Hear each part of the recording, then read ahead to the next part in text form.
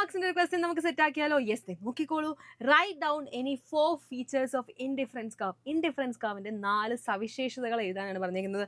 First one നോക്കിയേ, indifference curve is convex to the origin. നമുക്കറിയാം എങ്ങനെയാണ് നമ്മുടെ ഇൻഡിഫറൻസ് കർവ് ഇരിക്കുന്നത്. യെസ്, നമുക്ക് എക്സ് ആക്സിസും വൈ ആക്സിസും ആദ്യം വരയ്ക്കാം.